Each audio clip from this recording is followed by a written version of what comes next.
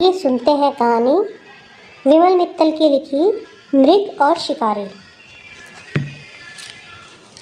एक वन में एक मृग रहता था। मृग बड़ा सुंदर और बुद्धिमान था। वह चौकड़ी भरने में बड़ा तेज था।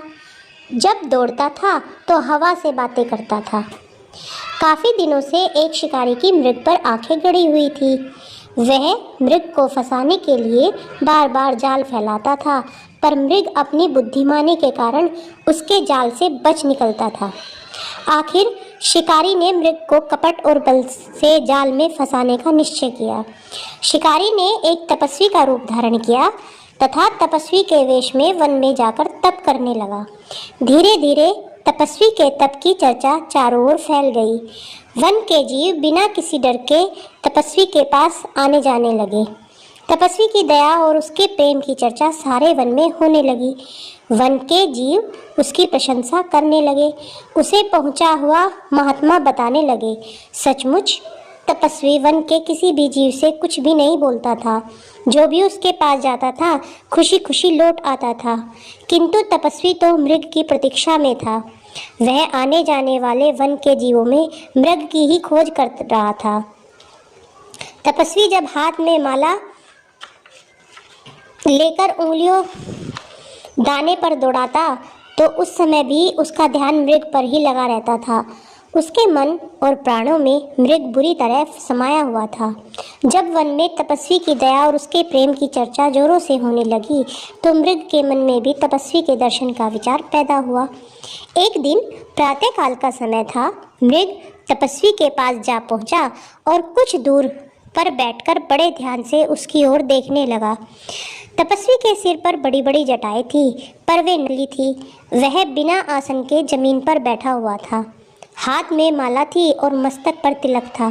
बगल में दंड और कमंडल रखा हुआ था, पर न तो बागंबर था और न मृगछाला थी। तपस्वी की उम्र 60 वर्ष के लगभग लग रही थी, पर उसकी दाढ़ी और उसके सिर के बाल बिल्कुल काले थे। उसने तपस्वी का वेश बनाने में कोई कसर नहीं छोड़ी थी, पर बुद्धिमान मृग के मन में संदेह पैदा हो गया। मृग तपस्वी की ओर देखता हुआ सोचने लगा, कहीं यह तपस्वी वही शिकारी तो नहीं है जो उसे फंसाने के लिए बार बार जाल फैलाता है। मृग कुछ सोचता हुआ बोला, महाराज, आपकी बड़ी प्रशंसा सुनी है। क्या आप बता सकते हैं आप किसका ध्यान करते हैं? तपस्वी ने उत्तर दिया, मैं भगवान का ध्यान करता हूँ। मृग फिर बोला, आप भगवान के किस रूप का ध्यान करते हैं? शिकारी के मन और प्राण में मृग ही मृग बसा हुआ था, अतः उसने उत्तर दिया, मैं भगवान के मृग रूप का ध्यान करता हूँ। यह सुनकर मृग उठकर खड़ा हो गया। वह तपस्वी की ओर देखता हुआ बोला, महाराज, आज तक कभी यह सुनने में नहीं आया कि भगवान का कोई मृग रूप भी है। भगवान की दया से आपका कपट खुल गया। आप तपस्वी नहीं हैं, धोखेबाज हैं, पर समझ लीजिए मैं आपके धोखे में आने वाला नहीं।